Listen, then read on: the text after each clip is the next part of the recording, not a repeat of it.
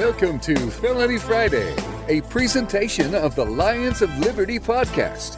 Here is your host, John Odermatt. Welcome, felons, friends, and freedom lovers. Thank you for joining me for another episode of Felony Friday on the Lions of Liberty podcast. For our first-time listeners, this is the show that we really have two different missions on this show. First of all, we strive to expose injustice in the broken criminal justice system. And another thing we do is we interview successful individuals who have personally experienced the broken criminal justice system firsthand and have come out on the other side to find success. Today we have a guest who will be sharing a story of success after prison. But before I introduce my guest, I just want to let you all know where you can find the show notes for today's show. You can find them at lionsofliberty.com/ff21. My guest today is Cos Marte. Cos developed a unique and effective exercise program without the need for any equipment while he was doing time in prison. While he was serving his sentence in his 9x6 prison cell, Cos lost more than 70 pounds in just 6 months. From this experience, Cos crafted a fitness program combining cardiovascular, aerobic, and running exercises. He began to focus on his own fitness first and then began teaching others how to do the same. Upon his release from prison, and with guidance with help from Defy Ventures, an organization that helps the formerly incarcerated become entrepreneurs, he was able to form his own successful company, Conbody.com. Cos, welcome to Felony Friday. Thank you, John. Really appreciate it. Yeah, Cos, it's awesome to have you here, and I'm really excited for the Felony Friday audience to get to hear your story, to get to hear your whole story from the beginning, from your time in prison, and how you worked your way through that, forming this successful company. Let's start off at the beginning and talk about where you grew up and your start early in life. So where'd you grow up, Cos? Yeah, so I grew up in New York, in the Lower East Side, 80s, 90s, very drug-infested neighborhood at that time. My mom immigrated from the Dominican Republic when she was 6 months pregnant with me. And 3 months later, I was an anchor baby, first American-born citizen in my family. So what was your childhood like? You said that you were surrounded by drugs. At what age did you first see drugs or have any, interaction with drugs?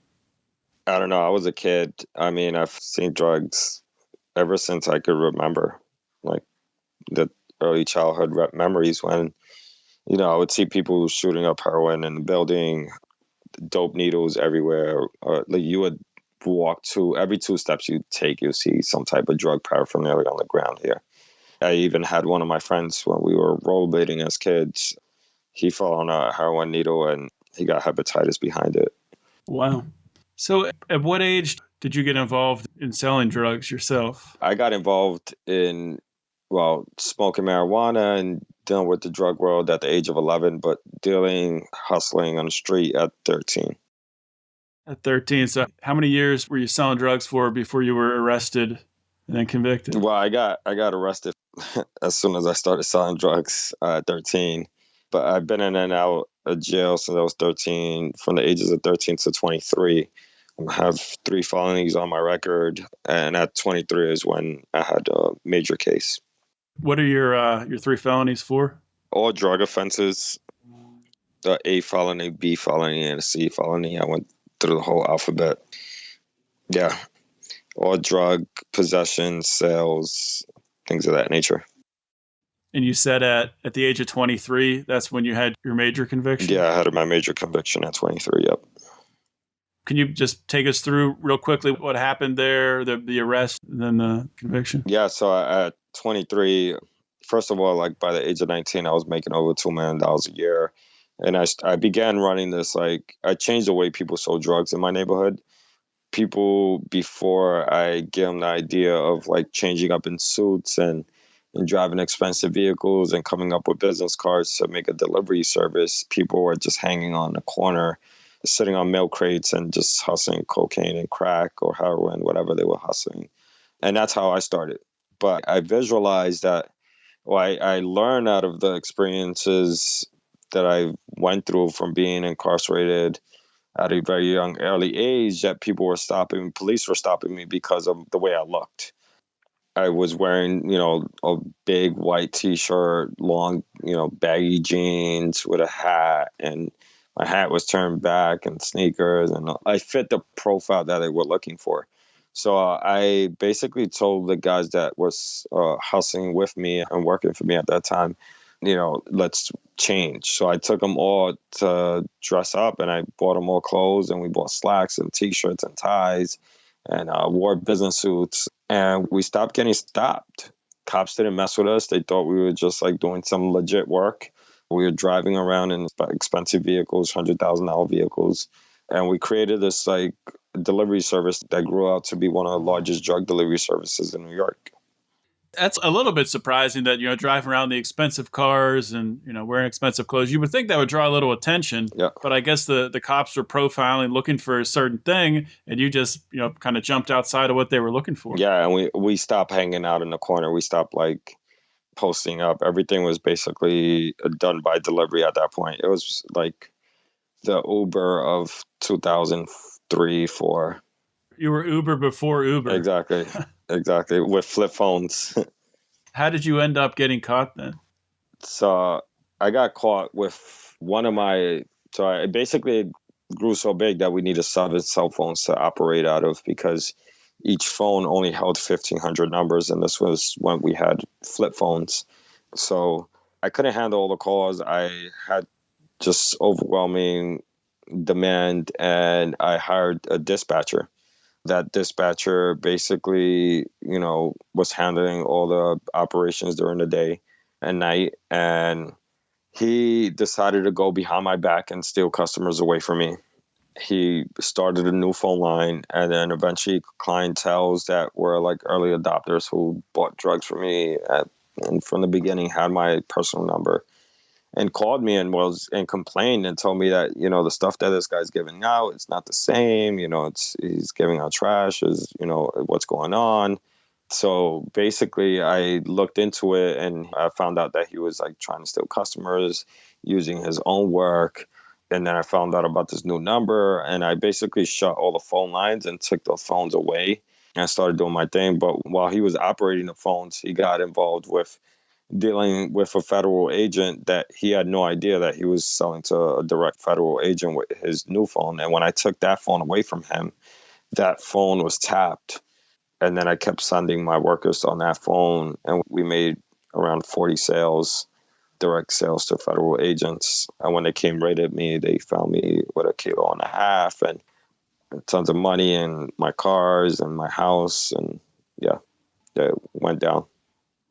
After you're caught, after you're arrested, and you find out that you're going to prison, Cos, what was your attitude when you entered prison when you were 23?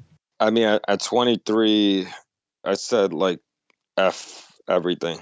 I don't know if I could curse, but I didn't say. You can. I said fuck everything. I basically gave up, and I was facing 15 to life with the kingpin laws. They tried to charge me as a kingpin, didn't stick, and then I was facing 12 to 24 years. And I know I was going to be doing a lot of time. And when they took me to that precinct for the first day and they arrested me, they basically said, "Are you going to talk and tell us more information?" And I told them, like, "Go F yourself, and I'm not saying anything, and let all my guys that got locked up with me go, and I'll do the whole 24 years you're offering me right now." Yeah. I didn't care. I was like, I started this. I want to take full responsibility. I don't want to, damage anybody's life. I created this monster, and I want to be responsible for it. So I try to take responsibility for it. Obviously, they can't. These guys like made direct sales, so they got locked up too. Anyway, we went in the system, and I already knew the routine. It was, you get your green cup, Rikers Island, get your bed sheets, get your commissary. I was hustling in there right off the back. I was getting weed sent in through visit rooms and smoking and hustling in there and still operating the drug business through the phones in there. The hustle didn't stop. Eventually fighting the case for about a year in Rikers Island, I was sentenced to 7 years in prison. I go upstate. And this is when I went upstate, this is when I found out that I had severe cholesterol issues. My cholesterol was so high that I could have died in prison within 5 years of a heart attack. And I was sentenced to 7 years. So I said I was not going to die in prison. You're 23 years old at this time, and they're telling you your cholesterol is so high you could die. Yeah, I was 24 when I got up. That's when I went upstate. Yeah, and they told me that. And that woke me up a little bit. It woke me up it didn't change my life, but it woke me up to start moving and not to die.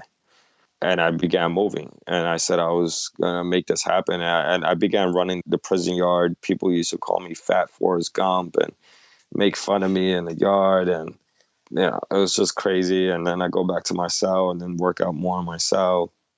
Eventually, I lost 70 pounds in 6 months.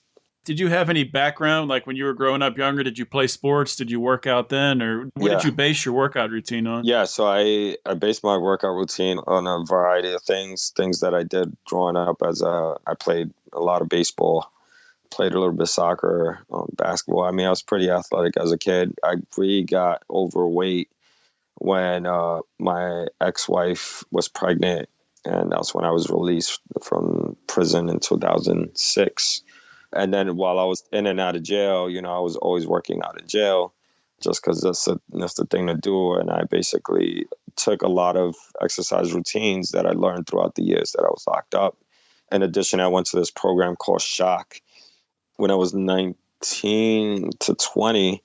This program basically it's like ran by ex-Marines turned correctional officers. So they beat the shit out of you. And once you complete the program, you save like 2 years of your prison time. So I did that program and I took exercises and routines from there also.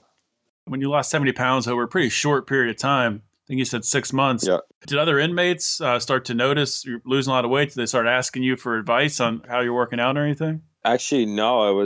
I helped over 20 guys lose over 1,000 pounds combined. But it all started with one guy who basically approached me and was, he was pretty overweight. And he said, I want to work out with you. I want to run the yard because nobody was running the yard. And I was like, let's do it. And I basically told him, like, I used to look like you. And he came in after. He didn't see how I was before. So I showed him my prison ID and he saw that was like my proof of my before and after. And he was like, get the hell out of here. He didn't believe that was me. And then we began running the yard. And then eventually I got a larger group to start running with me. And we started doing exercises together in the yard. So at what point were you still in prison when you started to have your vision? Or I guess when you started to decide that you wanted to, after you got out of prison, you wanted to start this business? Did you realize that in prison or how did that come about after you were released? Yeah, so the idea of ConBody came while I was in prison.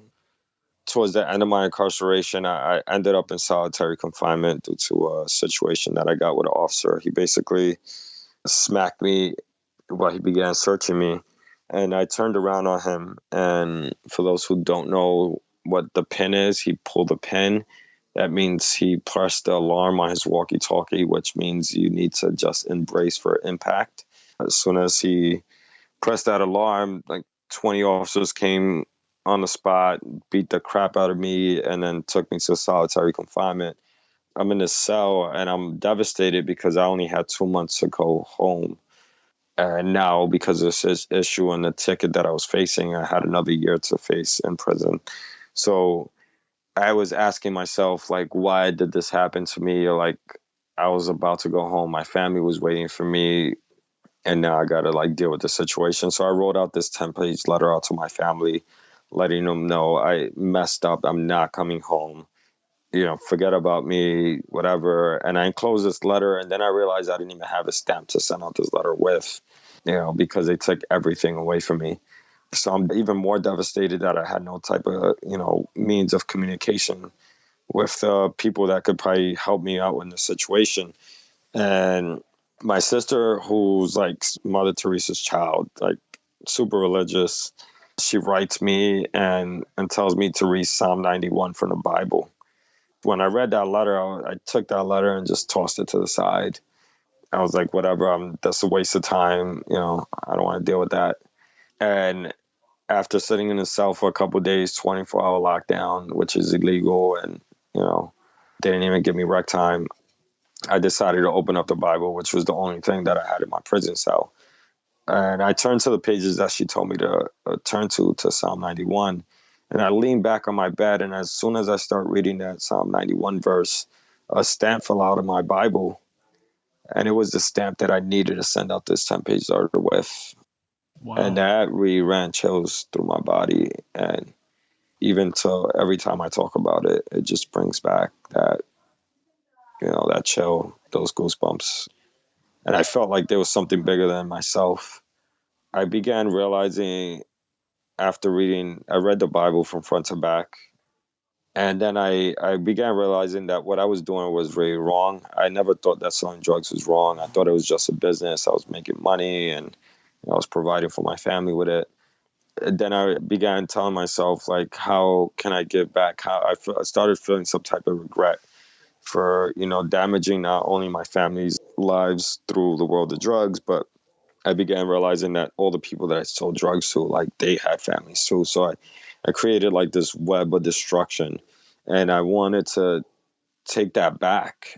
And I was thinking myself, I was like, the way I could get back is the things that I'm doing in the prison yard. And I said I was going to come up with this prison style boot camp, and I was going to have people do it with me in the park, and eventually get, open up a gym and hire as many former incarcerated and get these guys in the group and just build this whole team.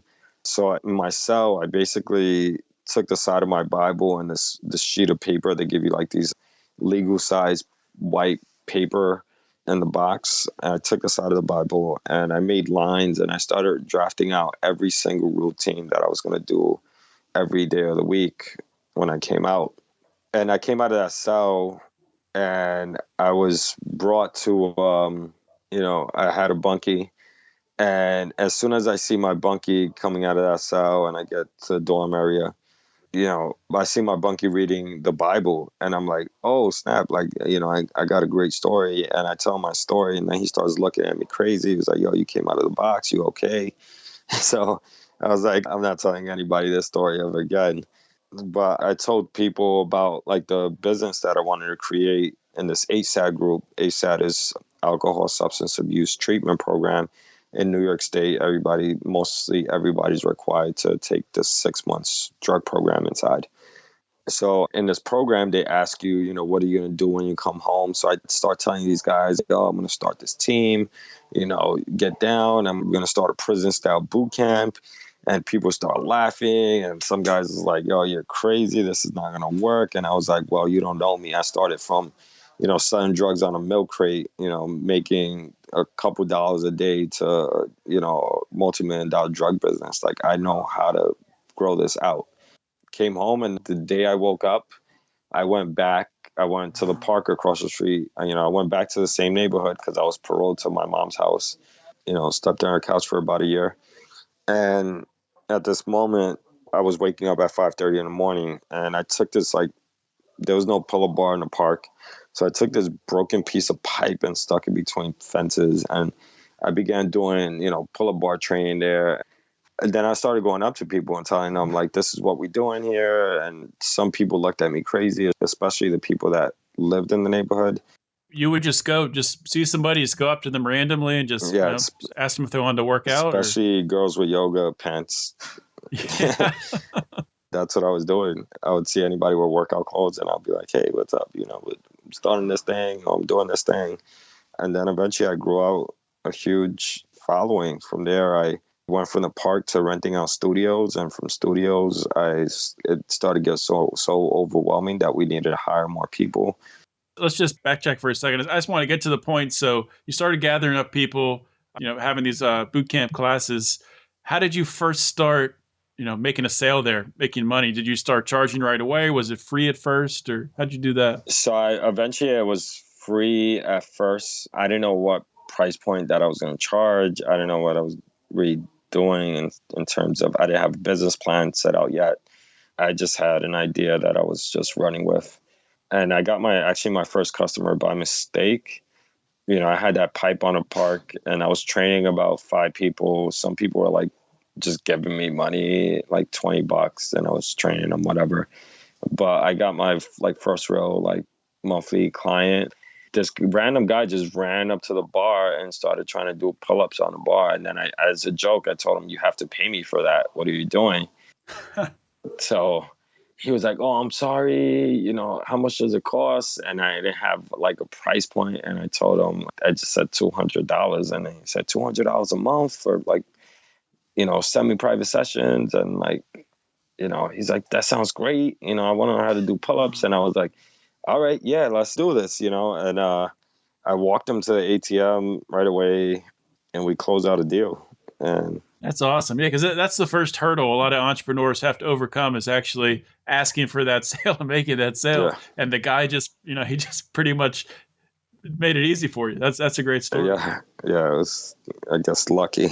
How do you start to scale this up over time? I interrupted you before when you were talking about that. Yeah, so after I started beginning, renting out studios because it started getting cold in the park, and I was like, damn, I don't know what to do now. So I went to a local YMCA and said if I could like rent out a room there, and they basically said no. And then I started going up to the other places, and other places started telling me no, until I found one spot on 440 Lafayette, and I started renting a studio there. It just got so packed and so crowded that I couldn't handle it myself. So I got involved with one of my trainers who basically came out of jail, did 14 years in prison. And I asked him, he was already like doing his own thing in the park, same basic story as me. Like he was training like 2 or 3 people in the park.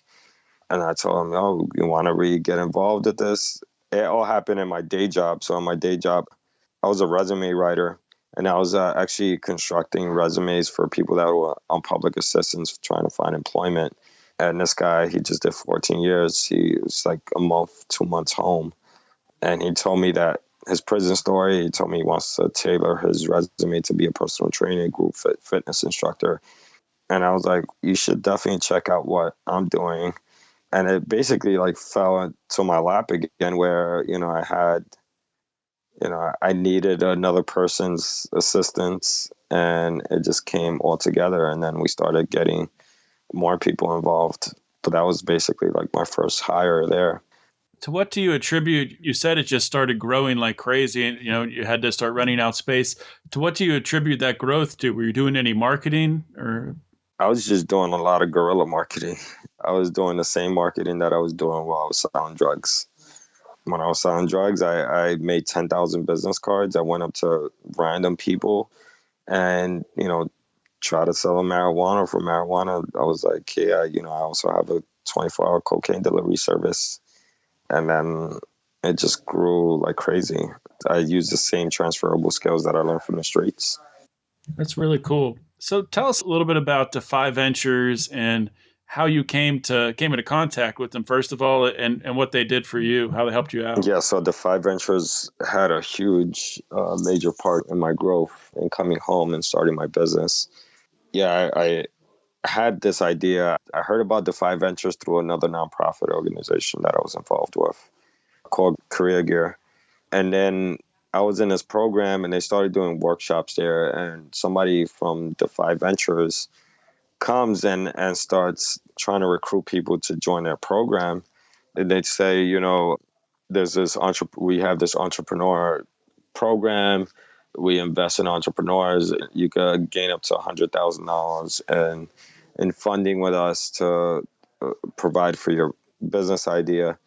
And once I heard that, my light bulb just like went, crazy, and I signed up for it right away. From there, I fully took advantage of this program. So Defy Ventures, they believe that illegal entrepreneurs could become legal entrepreneurs. So they recruit like the best drug dealers, gang leaders they can find, and try to transfer their skills to legal businesses. I took full advantage of that, gained tons of mentors.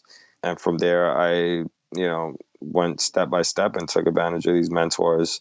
They coached me, helped me build my business plan. And I started winning business plan competitions within Defy Ventures. I gained about $10,000 in funding from them.